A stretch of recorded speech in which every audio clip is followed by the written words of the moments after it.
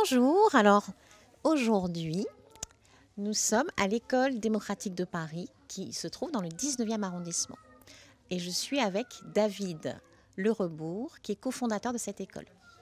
Bonjour David. Bonjour. Alors est-ce que tu veux bien nous proposer un petit peu l'historique de cette école et puis qu'est-ce qui t'a amené finalement à cofonder cette école?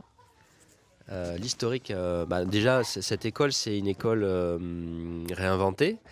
Voilà, c'est une école déjà reconnue par l'éducation nationale, une école privée hors contrat.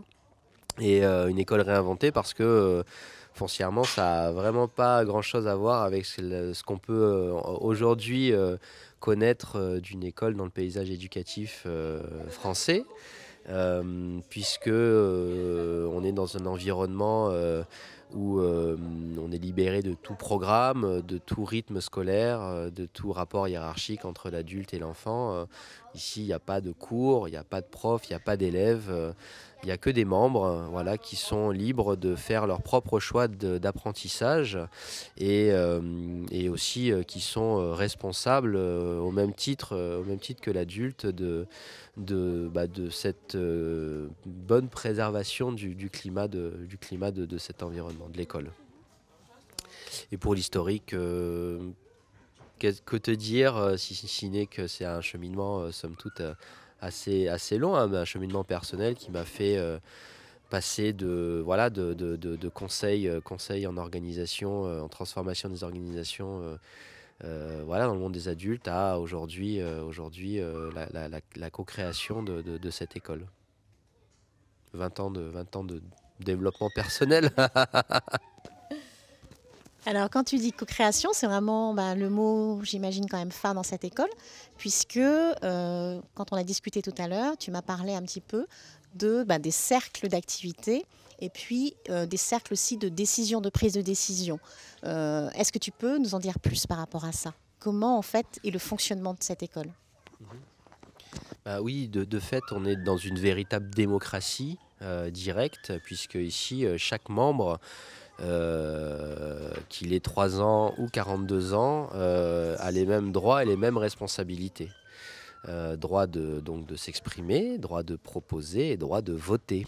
Voilà, donc aucune décision aujourd'hui dans cette école n'est prise par une autorité suprême qui s'appelle l'adulte. Elle est prise collectivement dans le cadre de ce que nous on appelle les conseils d'école, qui sont nos assemblées générales en fait, hebdomadaires, et dans lesquelles toutes les propositions faites par tous les membres de cette école vont être débattues, présentées, débattues, amendées et ensuite votées en règle générale à la majorité absolue. Voilà, donc on est vraiment dans une co-création effectivement, et surtout dans une structure qui est totalement en complète, en totale évolution constante en fait. Alors, une petite question justement sur les membres de cette école. De quel âge à quel âge? Et puis, est-ce que finalement, dans la journée, un peu, ils peuvent organiser leur journée comme ils le souhaitent? Oui, alors aujourd'hui on va de 3 à 17 ans, quoi, le plus vieux de nos membres élève. Allez, je vais sortir un mot connu, à 17 ans on va jusqu'à 21 ans. On a 34 membres aujourd'hui, on va aller jusqu'à 50. On a ouvert en septembre 2016 avec 5. Donc on est déjà sur une belle progression. Et puis pour répondre à ta question, effectivement, oui, ici, en fait, dès que tu rentres dans cette école, tu fais ce que tu veux, en fait. Donc à toi de gérer, ton emploi du temps, à toi de choisir tes activités comme bon te semble. Voilà, avec une règle qui est importante, c'est que tu fais ce que tu veux tant que tu laisses l'autre faire ce qu'il veut.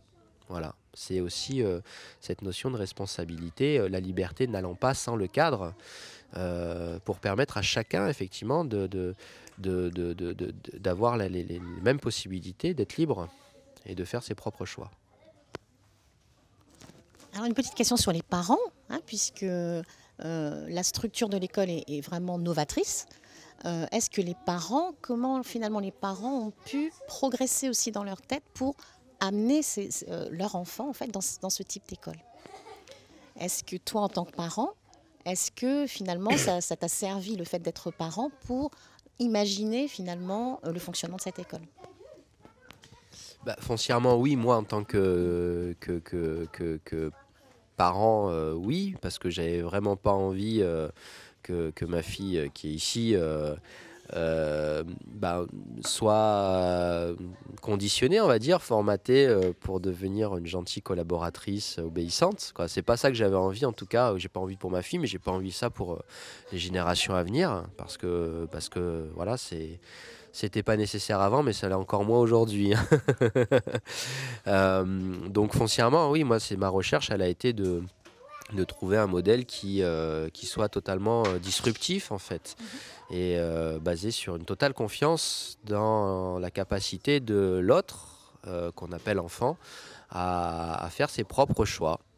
Voilà. Et, euh, et donc à ce titre-là, effectivement, c'est pas simple pour les parents. Quoi, moi, c'est simple parce que je l'ai choisi, mais on a beaucoup de parents qui viennent nous voir avec beaucoup de peur. Parce que eux-mêmes ont intégré un système de croyance sur l'éducation qui est bien ancré depuis 200 ans. Et donc c'est pas simple. Donc ça nécessite beaucoup de communication, beaucoup de discussions. Sauf qu'à un certain moment, de toute façon, moi ce que j'ai l'habitude de dire, c'est qu'il faut sauter, quoi. Le, on saute, voilà. Et puis après, on fait confiance. Voilà, on fait confiance à la vie, on fait confiance à son enfant. Aujourd'hui, tous nos parents de membres sont totalement satisfaits de leur choix, en fait. Ils voient leurs enfants beaucoup plus épanouis, quoi. Ils voient véritablement des transformations. Et ça, bah, c'est la plus belle des choses qu'on puisse faire passer à des parents qui se posent aujourd'hui des questions sur l'éducation de leurs enfants, en fait. Ici, on est vraiment dans... Les gens sont heureux. Alors, une autre question, juste sur en fait un peu, je sais qu'il y a une école qui est un peu du même style, donc dans le Massachusetts, donc Ouais. l'école Sudbury, et donc qui a une ancienneté plus grande que celle-ci, puisque celle-ci a ouvert en fait en septembre. Donc, est-ce que tu as un peu un retour de cette école qui est un peu dans la même structure et la même dynamique que la tienne, donc dans le temps? Oui, oui, oui. En fait, on est loin d'être des inventeurs, puisqu'effectivement, ce principe d'école démocratique date même d'avant les années 60. C'est 1921, la première école démocratique en Angleterre.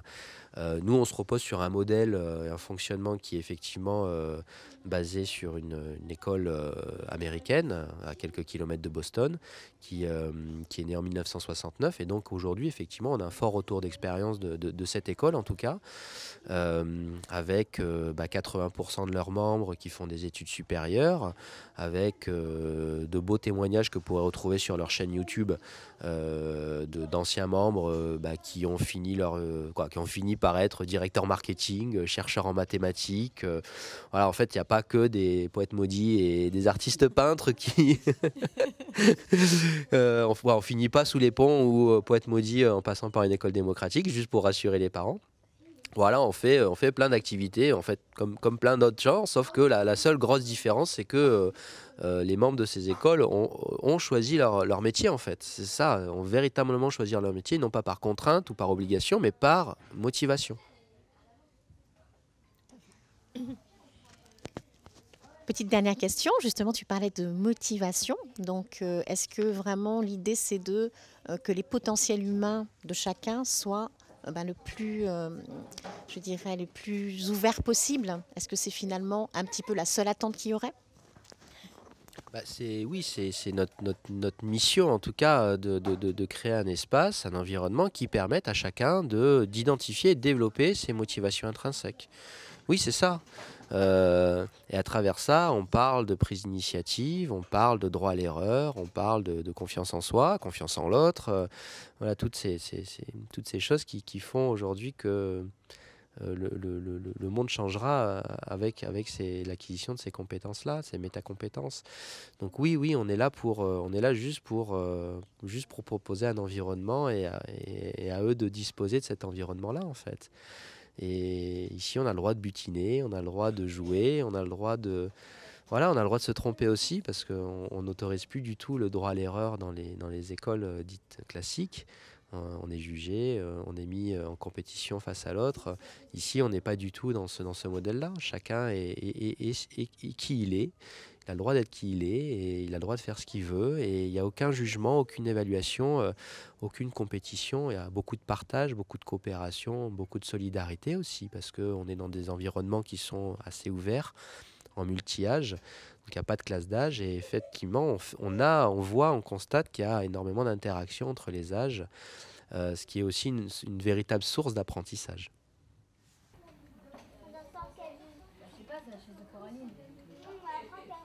La petite noire, elle est là-bas, tu peux aller la chercher. Je crois qu'elle est déjà utilisée, mais elle va leur prendre.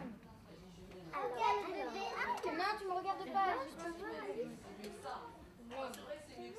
On était en cours en fait à l'enfant. Alors, une autre question donc, qui concerne les diplômes, puisque au fur et à mesure que l'âge en fait, des enfants donc, est plus important, on peut s'attendre à ce que finalement ils se réinsèrent dans le milieu dans lequel ils sont et qui est quand même régi par les diplômes. Donc, est-ce que tu peux nous parler un petit peu de ta vision des choses ? Oui. Alors déjà, moi, je vais vous parler déjà des diplômes. Je pense qu'aujourd'hui, et encore plus demain, les diplômes ne seront plus nécessaires. On le voit aujourd'hui parce que quand on a envie on a ce qu'on appelle les MOOC aujourd'hui, qui sont ces universités en ligne où chacun a la possibilité d'acquérir de manière foncièrement autonome, indépendante, des compétences et un diplôme. Voilà. Toutes les plus grandes universités mondiales et françaises, écoles françaises, proposent des MOOC. Donc déjà, voilà, cette notion de diplôme, elle est, je pense, c'est un peu de l'ancien monde. Deuxièmement, on a de plus en plus aussi d'entreprises aujourd'hui qui clairement disent, nous ne cherchons plus des gens diplômés, nous cherchons des gens motivés. Nous ne cherchons plus des gens avec la tête bien faite, nous cherchons des gens qui ont appris à apprendre, qui savent coopérer, qui ont confiance en eux. Et donc là aussi, cette notion de diplôme, elle est aussi remise en cause de par les évolutions du monde sociétal qui se transforme très très très vite. Voilà. Et après, pour vraiment pas botter en touche, ici, on peut passer son bac. Il suffit juste d'y être foncièrement motivé. C'est-à-dire que c'est pas comme moi j'ai pu l'entendre quand j'étais en terminale, passe ton bac et vois après. Ici, c'est vois d'abord et passe ton bac éventuellement. Parce que foncièrement, si tu veux passer ton bac dans cette école, il faut être motivé parce que personne ne va te pousser, ou va te traîner par la main pour réviser les différentes matières nécessaires à passer le bac. Voilà. Okay, merci beaucoup pour ta réponse. Merci beaucoup pour ta réponse. Alors, on a Isidore qui est là. Et donc, la petite question que j'aimerais poser à Isidore, c'est justement qu'est-ce qu'il veut dire au sujet de son école. Moi, ce que j'aime dans cette école, j'aime beaucoup le fonctionnement. Parce que aussi, j'ai changé d'école surtout parce que j'avais la pire maîtresse dans mon ancienne école, c'était la pire maîtresse de l'école. Et mes parents ont compris ça, donc d'abord, ils ont commencé à chercher des écoles sans me le dire. Ensuite, ils m'ont dit est-ce que tu voudras changer d'école ? J'aurais répondu oui. Et puis après, ils m'ont dit soit il y a les classes CHAM. Les classes CHAM, c'est des classes où tu as un grand moment aussi pour jouer de la musique, comme je joue du piano. Et aussi, il y avait cette école. Et moi, j'ai choisi tout de suite cette école. Alors, on n'a pas discuté. Et ils m'ont proposé d'aller directement au mois de septembre. Et moi, je voulais. Mais après, ils se sont rendus compte que c'était pas possible. J'ai quand même insisté, mais ça n'a pas marché. Et après, je suis entrée le 20 février. Alors, une autre petite question. Donc, justement, tu es rentrée le 20 février. Et maintenant que tu es dans cette école, est-ce que vraiment, elle correspond à tes attentes, à ce que tu souhaitais ? Oui. Oui. Oui. Qu'est-ce que tu préfères ? La liberté. Ok. Merci beaucoup Isidore de ce petit partage. Voilà, et bonne continuation dans ton école. Ok ? Alors David, une autre question concernant le modèle économique, un petit peu, de cette école. Ouais. Est-ce que tu peux nous en dire 2 mots ? Bien sûr, ouais. Donc sur le modèle économique, avant toute chose, faut une précision, c'est que cette école est une école privée hors contrat, donc il n'y a aucune subvention de l'État ou des institutions. Donc à ce titre-là, on est d'abord une entreprise. Même qui, elle est portée par une association, loi 1901 à but non lucratif, mais ça reste tout de même une entreprise parce que les locaux, ça vaut quelque chose, quoi. On loue des locaux, on paye des charges. On a des frais et ces frais-là, il faut bien les compenser par un chiffre d'affaires. Sinon, cette école, elle va pas durer très longtemps. Elle n'existerait pas. Donc aujourd'hui, notre modèle économique, il est dans un premier temps basé principalement sur des frais de scolarité. Donc aujourd'hui, on fait payer nos membres 5 550 € à l'année scolaire, avec la possibilité, alors ce que nous on avait vraiment envie de développer, c'est avec la possibilité d'alléger ces frais de scolarité avec des bourses qui sont possibles grâce à des généreux mécènes en fait, des individus qui croient en notre approche, nouvelle approche, et qui ont de l'argent et qui nous le donnent pour donc alléger ces frais de scolarité pour des familles qui n'ont pas les moyens de se payer les 5 550 €. Donc aujourd'hui on a 8 boursiers dans cette école, avec des gens qui sont au RSA et qui peuvent mettre leurs enfants dans cette école. Voilà. Après, dans un deuxième temps, ce qu'on compte faire, c'est aussi donc dépoussiérer ce fameux modèle économique de l'école privée hors contrat, et donc de sortir juste de ce poste frais de scolarité, et typiquement de développer les formations pour adultes par exemple. On va créer là pour début juillet, on va lancer notre première formation pour des porteurs de projets de création d'école.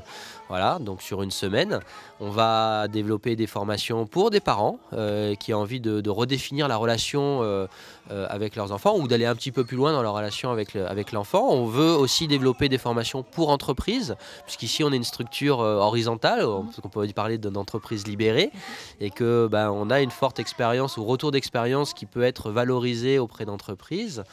Et puis on a un lieu aussi qui est pas utilisé pendant le soir, pendant les week-ends, pendant les vacances scolaires, et donc on se dit que ce lieu-là il peut être loué pour des activités qui sont foncièrement pas trop loin de nos valeurs, mais voilà. Donc voilà les différentes pistes possibles pour redéfinir le modèle économique de l'école. Maintenant, c'est une question de temps. On a fait au plus simple, c'est-à-dire de demander des sous aux parents. Voilà, c'était le plus simple, le plus rapide. Et voilà, notre deuxième étape, on va réellement le faire à partir, je pense, de la rentrée prochaine, c'est de développer toute cette offre, ces offres connexes qui vont nous permettre de diminuer les frais de scolarité foncièrement, et donc en gagnant de l'argent par d'autres biais. Alors une autre question qui est un peu entre guillemets plus personnelle, la partie vraiment, vous êtes 2 ou 3 cofondateurs, et donc la partie un peu rétribution de chacun, puisque bien sûr vous aussi vous devez vivre. Bien sûr, ouais. Alors comment ça se met en place ça ? Ça c'est important effectivement, parce qu'on monte pas un projet dit alternatif pour manger des pâtes tous les jours, pâtes au beurre le soir quoi. Moi en tout cas ça me paraissait tellement évident, et pour Yazid aussi. On vient d'un monde où le monde du conseil en entreprise, on gagne plutôt bien sa vie, et donc on était prêt à faire de gros sacrifices tout en gardant, on vit à Paris, on a des loyers, foncièrement même pas un train de vie, parce que je pense pas que ni moi ni lui n'ayons un train de vie important, mais foncièrement on habite à Paris, il y a des loyers, il y a un coût de la vie à Paris qui fait qu'on n'était pas prêt à gagner un SMIC, quoi, parce que c'est pas possible de vivre. Voilà. Donc pas de sacrifice pour monter quelque chose de différent. Et voire même se dire, on peut monter quelque chose de différent et vivre normalement en fait. C'est ça l'approche, hein. On n'est pas des beatniks qui... Bon, voilà. Et donc aujourd'hui, c'était un de nos invariants de départ qu'on a intégré dans notre business plan, c'est d'avoir un salaire acceptable. Donc on est à 2 500 € net, voilà, par salaire. Et en fait, ici, tout le monde gagne la même chose, en fait. Quoi, il n'y a pas... Non, bah non, justement, on est horizontal, donc voilà. Il n'y a pas de... C'est pas parce que quelqu'un en fait plus qu'il gagne plus, en fait. Voilà. Ou c'est pas parce que quelqu'un a une responsabilité supplémentaire qu'il gagne plus. Donc tout le monde gagne la même chose. Voilà. Merci d'avoir répondu avec autant de transparence. Une autre petite dernière question, c'est une journée type dans cette école. Voilà. La fameuse question, hein. Qu'est-ce que font nos enfants dans cette école? C'est quoi une journée type? Alors la réponse c'est qu'il n'y a pas de journée type, c'est ça le truc. Parce que du moment où l'enfant ou l'individu rentre dans cette école, il fait ce qu'il veut en fait. Donc tous les jours ça peut être différent, même s'il y en a certains qui ont des appétences pour le jeu, mais foncièrement tous les jours ça va être différent. Il y en a qui vont prendre leur petit déjeuner en arrivant, puis il y en a d'autres qui vont aller lire, il y en a d'autres qui vont se mettre sur l'ordinateur, il y en a d'autres qui vont jouer au Playmobil, il y en a qui vont faire de la musique, il y en a un qui va animer son club. Voilà.